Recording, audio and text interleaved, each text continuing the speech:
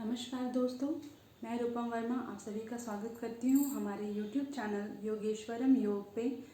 हमने पार्ट 2 समाधि पाद में देखा था और जीवन मुक्ति विदेह मुक्ति में आपको आगे समझाने वाली थी, उस पर एंड किया था। तो आज थर्ड पार्ट में हम जीवन मुक्ति क्या है, विदेह मुक्ति क्या है और समापत्ति, समाधि तथा ईश्वर प्रणिधान इसको देखेंगे।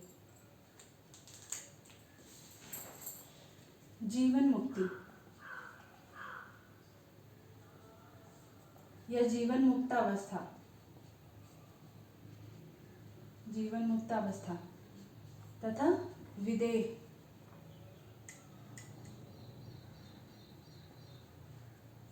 विदेह मुक्ति या विदेह मुक्तावस्था।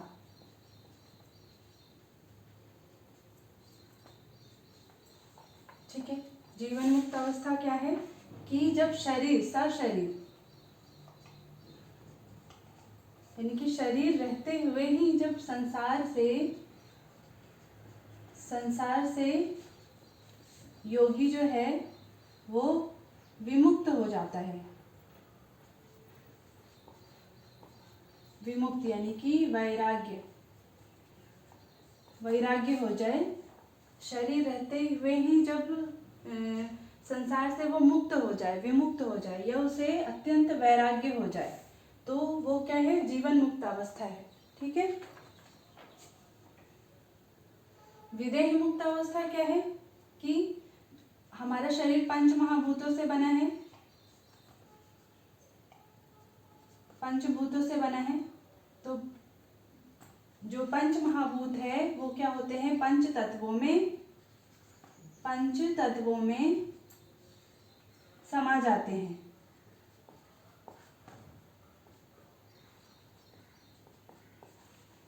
हमारा शरीर जब पंच तत्वों में वापस मिल जाता है और हमारी जो आत्मा है, आत्मा परमात्मा में विलीन हो जाती है, परमात्मा में विलीन हो जाती है। तो इस अवस्था को हम कहते हैं विदेह मुक्तावस्था। ठीक है, ये हमने जान लिया, जीवन मुक्तावस्था, विदेह मुक्तावस्था। विलीन या तदाकार हो जाना। आगे देखते हैं समापत्ति। समापत्ति क्या है? समापत्ति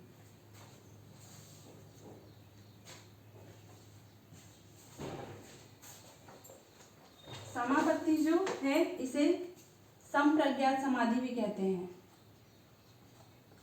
संप्रज्ञात समाधि।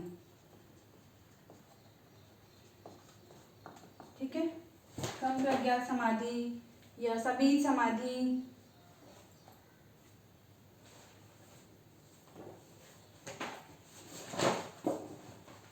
ये कैसी अवस्था है?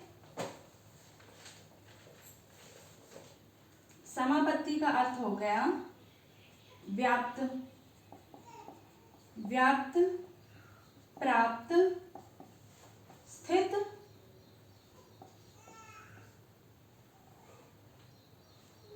या तदाकार हो जाना। ठीक है, समापत्ति का अर्थ है व्याप्त, प्राप्त, स्थित या तदाकार हो जाना, यानी कि जो ऑब्जेक्ट है उस ऑब्जेक्ट में ही व्याप्त हो जाना। अगर हमने ईश्वर को ऑब्जेक्ट माना है और हम अगर उस पे ध्यान लगा रहे हैं तो उसी में ही व्याप्त हो जाना। प्राप्त यानी कि ध्यान अवस्था को प्राप्त हो जाना। स्थित हो जाना यानी कि एकाग्र हो जाना। जिस वस्तु पे ध्यान लगा रहे हो उसी में ही एकाग्र हो जाना, उसी में स्थित हो जाना। और तदाकार का मतलब कि अपने आप को समझ लेना कि ये वस्तु मैं हूँ और मैं ये वस्तु, मतलब कि दोनों में कोई अंतर ना रहे। जैसे आदि गुरु शंकराचार्य ने कहा है अहम ब्रह्मास्मि, तो क्या मैं ब्रह्म हूँ? मैं अभी तक तो ब्रह्म नहीं हूँ, लेकिन जब मैंने ब्रह्म पे ध्यान लगाया तो मैं भी क्या हो गया, ब्रह्म हो गया। तो इसी को कहते हैं तदाकार हो जाना। ठीक है, तो व्याप्त, प्राप्त, स्थित या तदाकार हो जाना, ये कैसी है? समापत्ति की स्थिति है।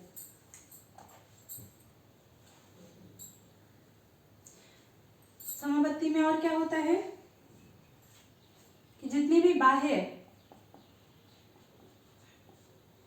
बाह्य वृत्तियां हैं, बाह्य वृत्तियां क्या होती है, क्षीण हो जाती है। बाह्य वृत्तियों का क्षीण हो जाना समापत्ति या संप्रज्ञात समाधि की अवस्था कहलाती है। क्षीण हो जाना यानी कि न्यून हो जाना, नष्ट नहीं होती है लेकिन न्यून हो जाती है, क्षीण हो जाती है, बहुत ही कम हो जाती है। इसके अलावा और क्या है समापत्ति में कि ग्रहिता ग्रहण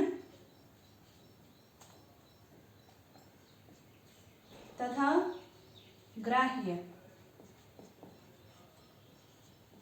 ग्रहिता ग्रहण तथा ग्राह्य, इनमें स्थित हो जाना, इनमें क्या हो जाना, स्थित हो जाना। ठीक है, ग्रहिता क्या है, ग्रहिता हूं मैं, ठीक है, यानी कि साधक। कौन, साधक। ग्रहण करने वाला हो गया ग्रहिता। ग्रहण क्या है, प्रोसेस है, ग्रहण क्या है, प्रोसेस है। और ग्राह्य क्या है, ऑब्जेक्ट है।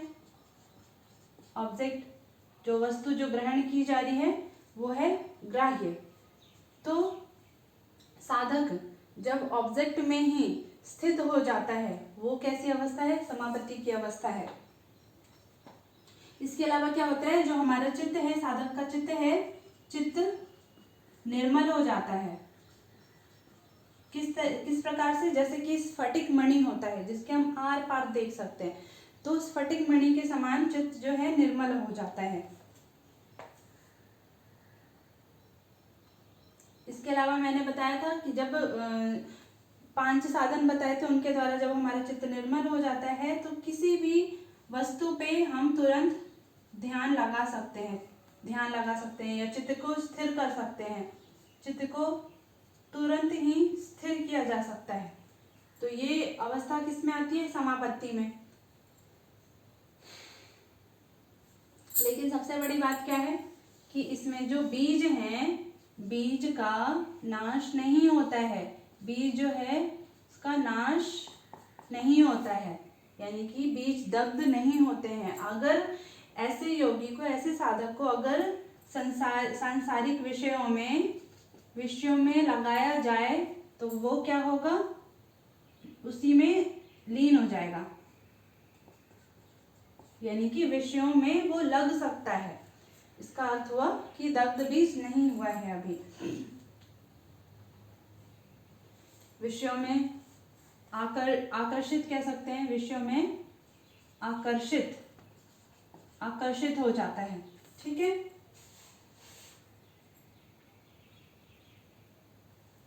समापत्ति की अवस्था में जो समाधि है, समाधि वो क्या होती है, इसमें शब्द, अर्थ तथा ज्ञान, ये पहले भी बताया मैंने, शब्द, अर्थ और ज्ञान जो है वो शेष रह जाता है।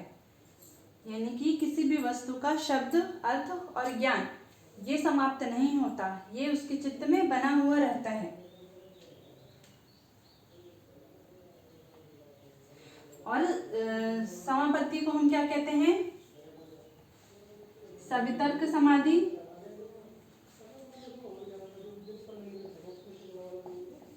सवितर्क समाधि या सविकल्प योग भी कहते हैं, सविकल्प योग।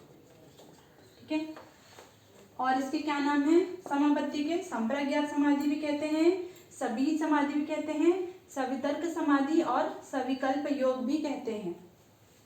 तो ये हमने देख लिया है समापत्ति। एक डायग्राम बना लेते हैं समापत्ति का।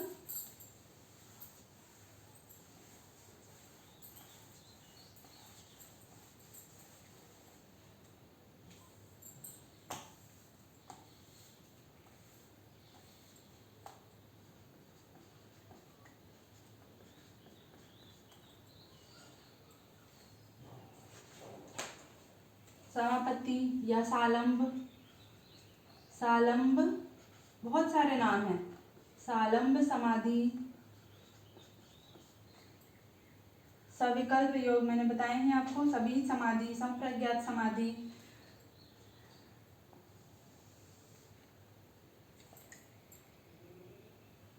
इधर क्या है, वितर्क, वितर्क अवस्था और विचार अवस्था। वितर्क में क्या है, सवितर्क, पहले ही बताया है, सवितर्क, और दूसरा है निर्वितर्क, निर्वितर्क। ठीक है, इधर क्या है विचार में, सविचार, सविचार और निर्विचार।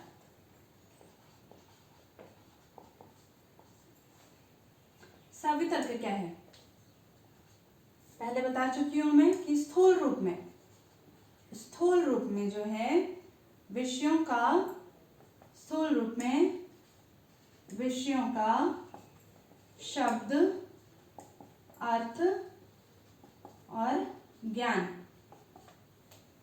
जो है वो शेष रहता है। ओके, और निर्वितर्क में क्या होता है, स्थूल रूप में विषयों का केवल ज्ञान शेष रहता है, ज्ञान शेष रहता है। ठीक है, शब्द अर्थ समाप्त हो जाते हैं, सॉरी ज्ञान नहीं, केवल अर्थ, अर्थ शेष रहता है। सविचार में क्या होता है, सूक्ष्म रूप में, इसमें स्थूल में था, इसमें सूक्ष्म रूप में क्या होता है, विषयों का शब्द अर्थ ज्ञान, शब्द अर्थ और ज्ञान शेष रहता है। और इसमें क्या होता है, सूक्ष्म रूप में केवल विषयों का अर्थ मात्र शेष रहता है। ठीक है, अर्थ मात्र शेष रहता है। और इसी अवस्था में जब हम निर्विचार समाधि की अवस्था में आते हैं तो क्या होता है, अध्यात्म प्रसाद की प्राप्ति होती है, अध्यात्म प्रसाद की प्राप्ति होती है इसी अवस्था में।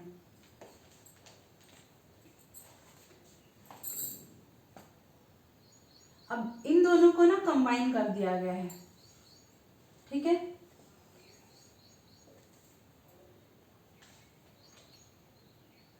क्या कहा है, समापत्ति में सवितर्क को, सवितर्क को सविचार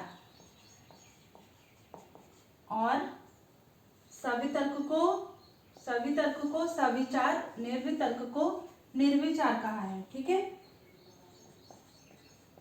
निर्वितर्क को निर्विचार कहा है,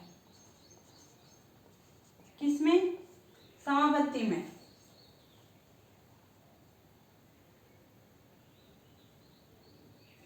इसमें क्या होता है, शब्द अर्थ ज्ञान शेष रहता है, शब्द अर्थ ज्ञान, और इसमें क्या होता है, स्वरूप शून्य, पहले ही बताया,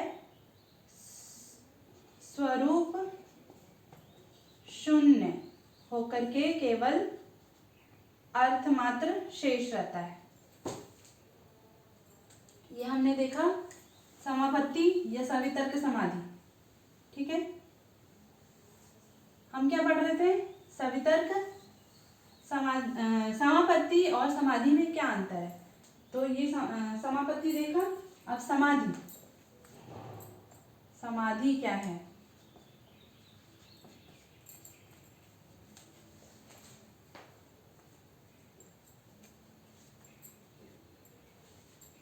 समाधि है, समाधि कहा गया है असंप्रज्ञात को, असंप्रज्ञात को, असंप्रज्ञात समाधि को ही एक्चुअल में समाधि कहा गया है। इसे और क्या कहा जाता है, निर्बीज, निर्बीज कहा गया है, निरालंब कहा गया है, निरालंब समाधि। ठीक है, इस अवस्था में क्या होती है,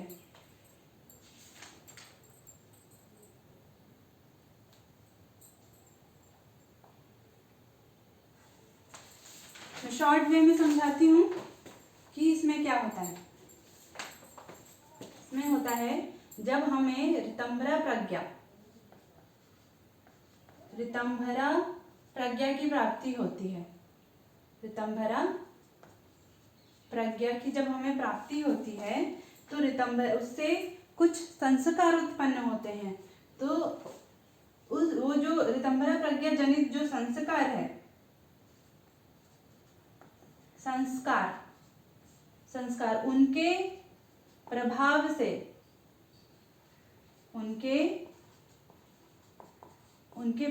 से क्या होता है, अन्य जो संस्कार हैं, अन्य संस्कारों का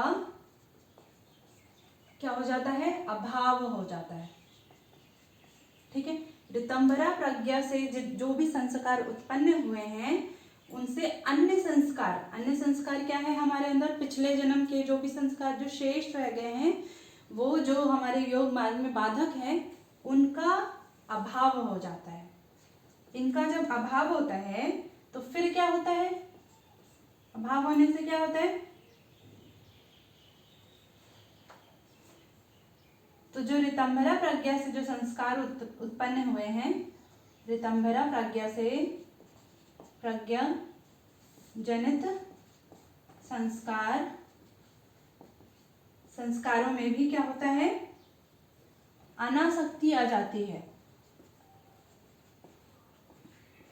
ऋतंभरा प्रज्ञा से उत्पन्न जो संस्कार हुए उसमें भी क्या होता है, अनासक्ति आ जाती है। योगी आसक्त नहीं होता और उससे भी आगे निकल जाता है। अब इसमें जब अनासक्ति होती है, होने से क्या होता है,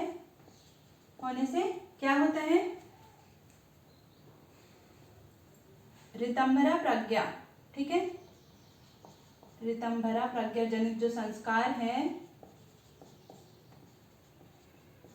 जनित संस्कारों का भी क्या होता है, निरोध हो जाता है। जब ऋतंभरा प्रज्ञा जनित संस्कार में भी आसक्ति आ जाती है तो आसक्ति के आने से क्या होता है, उन संस्कारों का भी निरोध हो जाता है, यानी कि वो संस्कार भी समाप्त हो जाते हैं। और अब इसके निरोध होने से क्या होता है, निरोध होने से क्या होता है, जितने भी संस्कार हैं, समस्त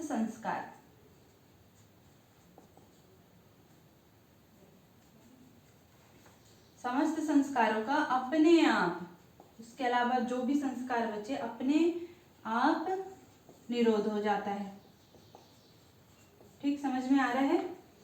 फिर से देखते हैं, ऋतंभरा प्रज्ञा के प्रभाव से क्या होता है, अन्य संस्कारों का अभाव हो जाता है। त्रिगुणों के कारण जो भी या पिछले जन्म के कारण जो भी संस्कार बने हुए हैं, उन सब का अभाव हो जाता है। उसके बाद ऋतंभरा प्रज्ञा जनित संस्कार में भी जब योगी की आसक्ति होने लगती है तो उसका भी निरोध हो जाता है। और जब उसका भी निरोध हो जाता है तो समस्त संस्कार अपने आप ही समाप्त हो जाते हैं, अपने आप ही निरोध हो जाते हैं। अब इससे क्या होता है, समस्त संस्कार जब निरोध हो जाते हैं तो जिससे संस्कार के जो बीज हैं, संस्कारों के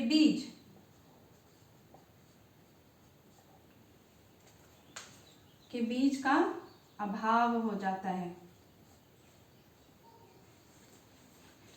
अब क्या हुआ, ऋतंभरा प्रज्ञा जनित जो संस्कार है उनका निरोध होने से समस्त संस्कारों का निरोध हो जाता है। उसके बाद क्या हो जाता है, संस्कारों का बीज ही समाप्त हो गया। अब दोबारा से कोई संस्कार उत्पन्न ही नहीं हो सकते। जब उनका बीज ही नष्ट हो गया तो कोई संस्कार दोबारा उत्पन्न ही नहीं हो सकते। तो अब इसके बाद क्या होगा, इधर देखते हैं। अब इसके बाद क्या होगा, अब इसके बाद अगर सारे संस्कारों का बीज ही नाश हो गया, यानी कि निर्बीज अवस्था को हम प्राप्त हो गए, तो समाधि की अवस्था प्राप्त होगी, समाधि अवस्था। ठीक है, कौन सी, असंप्रज्ञात समाधि की अवस्था प्राप्त होगी। और इस अवस्था को क्या कहते हैं, इसको कैवल्यावस्था कहते हैं, कैवल्यावस्था। ठीक है, जो जीवन मुक्त या विदेह मुक्त की अवस्था होती है। तो आई होप कि समाधि अच्छे से समझ में आ गया होगा। मैंने फ्लो चार्ट के थ्रू इजीली समझाने की कोशिश करी है।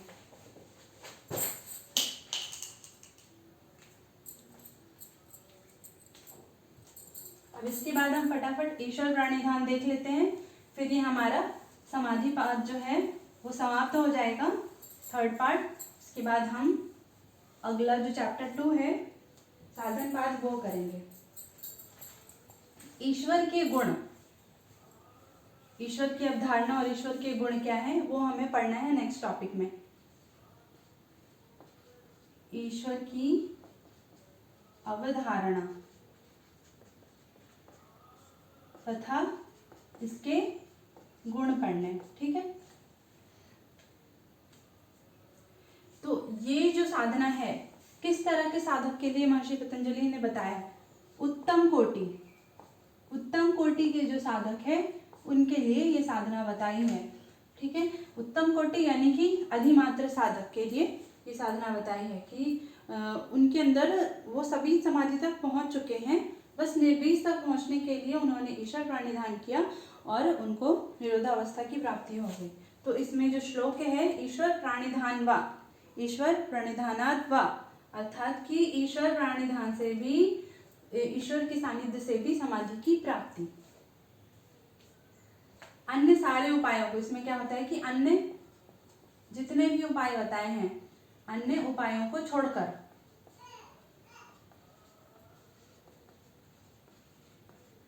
बाकी जितने भी उपाय बताए उन सबको छोड़ दो, क्या हो जाओ, भक्ति में, भक्ति बताया है कि भक्ति में विभोर हो जाना है, भक्ति में विभोर होकर के ईश्वर की शरण में जाकर, ईश्वर शरणागति कि प्रभु अब जो हो आप ही हो, आप ही मुझे समाधि की प्राप्ति करा सकते हो। ठीक है, ईश्वर की शरणागति में जाना है। तो इस अवस्था को हम क्या कहते हैं, ईश्वर प्राणिधान। क्या कहते हैं इस अवस्था को, ईश्वर प्रणिधान, यानी कि ईश्वर के सानिध्य में जाना, अपने आप को ईश्वर को ही सौंप देना। अब इससे क्या होता है, ईश्वर प्राणिधान से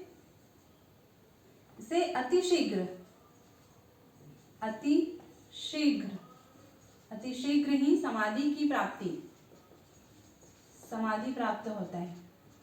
ठीक है, कैसे, क्योंकि जो ईश्वर है वो क्या है, भक्त वत्सल है, भक्त वत्सल।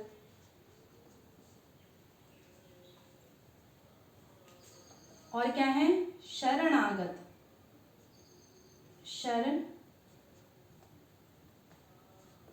शरणागत को शरण देने वाले हैं।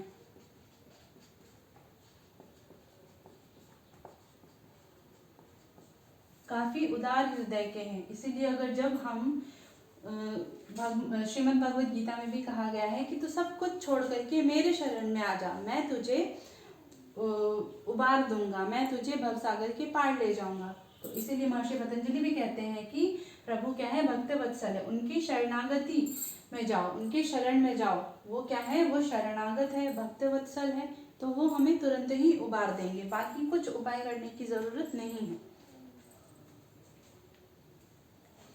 ईश्वर प्राणिधान के द्वारा क्या होता है, शीघ्र या सरल भाव से, सरलता से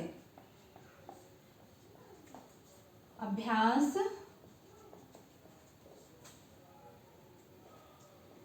और वैराग्य को प्राप्त किया जा सकता है। ठीक है, सरलता से अभ्यास और वैराग्य को ईश्वर भक्ति के द्वारा प्राप्त किया जा सकता है। फिर है ईश्वर के गुण, देखते हैं ईश्वर के गुण क्या है। ईश्वर के गुण,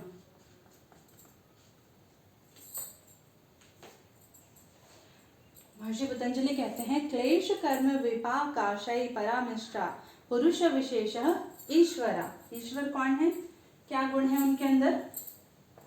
पहला तो क्लेश, क्लेश रहित।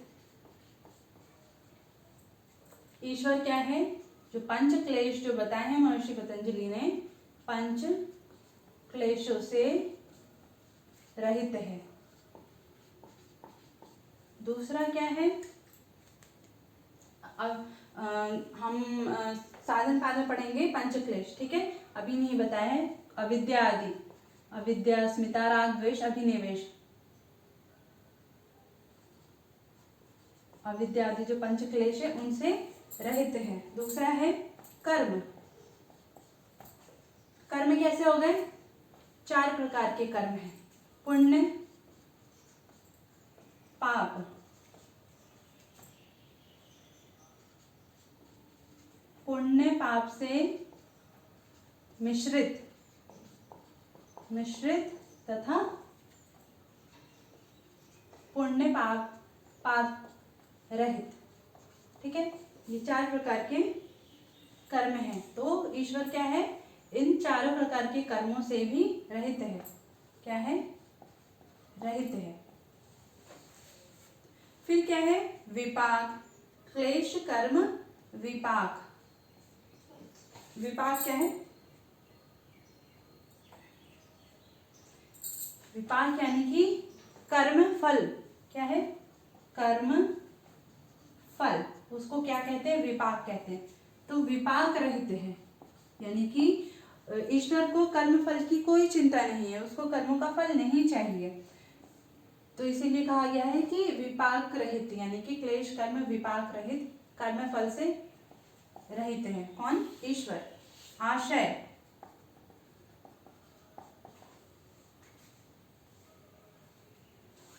आशय रहित है। आशय रहित अर्थात जो कर्म संस्कार है। कर्म संस्कार क्या?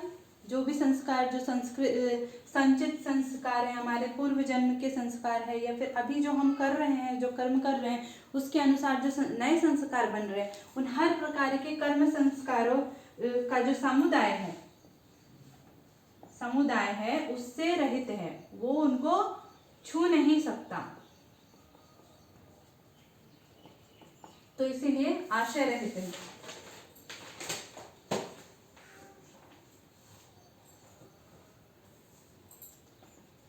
फिर क्या कहते हैं? अपरामृष्ट। अपरामृष्ट यानी कि संसार का कोई भी बंधन ईश्वर को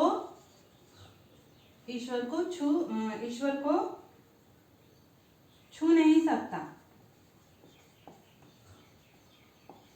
यानी कि सभी प्रकार के बंधनों से ईश्वर क्या है?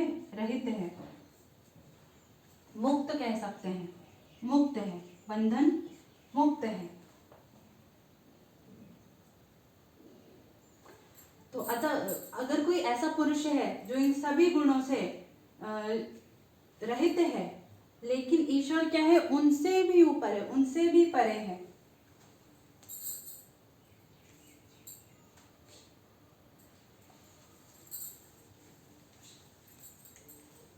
तो ये हो गया ईश्वर के गुण। आगे देखते हैं।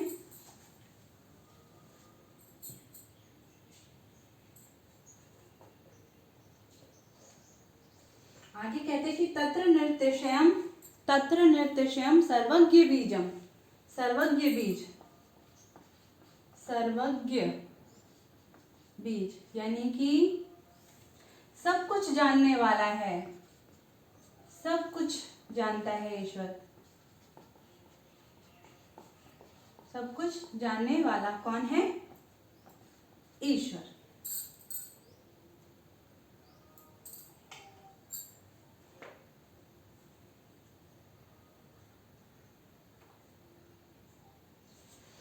ईश्वर का जो ज्ञान है,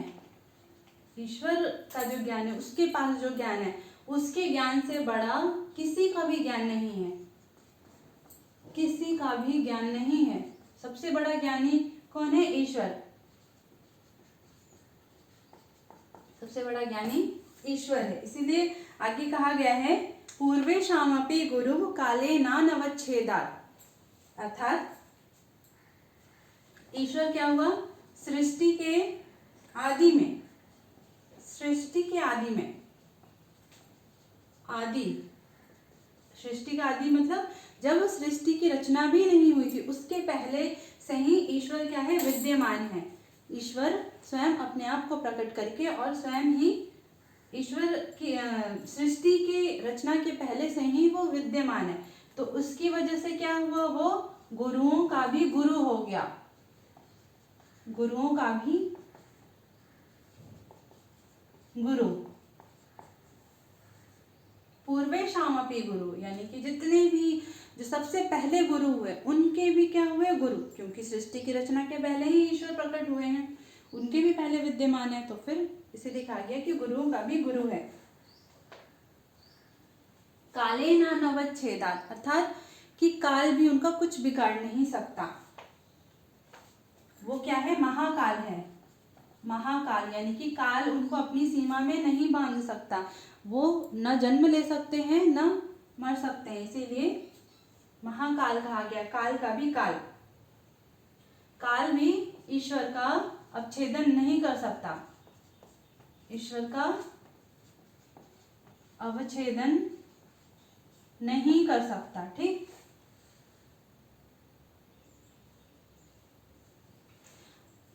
ईश्वर क्या है? सृष्टि का आदि गुरु, सभी गुरुओं का गुरु।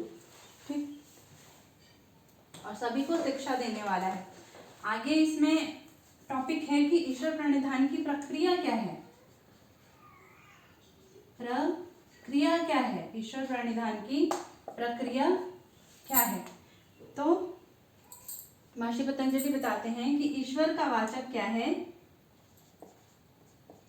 ईश्वर का वाचक है प्रणव। प्रणव अर्थात ओम। प्रणव क्या है? ईश्वर का सबसे प्रिय नाम है। वाचक यानी कि जिस नाम से हम उसे पुकार सके वो क्या है? ओम है। ओम यह कह करके हम ईश्वर को पुकार सकते हैं। अब क्या करना है? प्रक्रिया हम देख रहे हैं ना, प्रक्रिया। तो इसका जो वाचक है, जो नाम है प्रणव, ठीक है, ओम। ओम कह करके ओम को ही अपना लक्ष्य बना करके, लक्ष्य बनाना है। ठीक है, लक्ष्य बना करके ओम के अर्थ स्वरूप, ओम का अर्थ समझना है कि ओम का अर्थ क्या है। ओम का अर्थ क्या है? ईश्वर का प्रिय नाम है। ईश्वर क्या है? आदि गुरु है, आदि रचयिता है, सृष्टि का रचयिता है। तो इस तरीके से ओम का अर्थ और स्वरूप, अर्थ तथा स्वरूप, स्वरूप को समझते हुए क्या करना है? परमात्मा का चिंतन, परमात्मा का चिंतन करना है। तो जब हम ईश्वर को लक्ष्य बना करके ओम के अर्थ का और स्वरूप का ज्ञान अपने चित्त में बैठा करके जब परमात्मा का चिंतन करते हैं तो क्या होता है? मोक्ष की प्राप्ति होती है, मोक्ष प्राप्त होता है, मोक्ष प्राप्त होता है। विघ्नों का नाश होता है, विघ्नों का नाश होता है। ठीक है, जितने विघ्न है जब वो नाश जब उनका नाश हो जाएगा इस अभ्यास से, तो कैवल्य की प्राप्ति होगी और हमारी जो हमारा जो चित्त है वो आत्म स्वरूप में स्थित हो जाएगा, आत्म स्वरूप में स्थित हो जाएगा।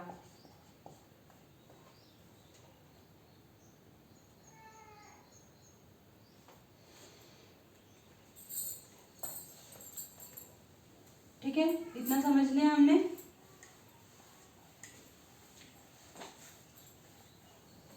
सिंपल सा एक चार्ट में देख लेते हैं। ईश्वर का नाम क्या है? ओम है। ठीक है, इसको क्या करना है, लक्ष्य बनाना है। इसके अर्थ, इसका अर्थ तथा स्वरूप का चिंतन करते हुए, इसका अर्थ तथा स्वरूप का चिंतन करते हुए क्या करना है, साधना। इससे क्या होगा, साधना करने से वृत्तियों का निरोध होगा। वृत्तियों का जब निरोध होगा तो आत्मज्ञान की प्राप्ति होगी, आत्मज्ञान प्राप्त होगा। और जब आत्मज्ञान का प्राप्त होगा तो हम निर्बीज समाधि की अवस्था में पहुंच जाएंगे और उससे मोक्ष की प्राप्ति होगी। ठीक है, तो ये आज हमने देखा समापत्ति, समाधि और ईश्वर प्रणिधान। तो यहाँ पे हम एंड करते हैं और अगला हम साधन पाद लेकर के चलेंगे जो दूसरा चैप्टर है। आप सभी का बहुत बहुत धन्यवाद।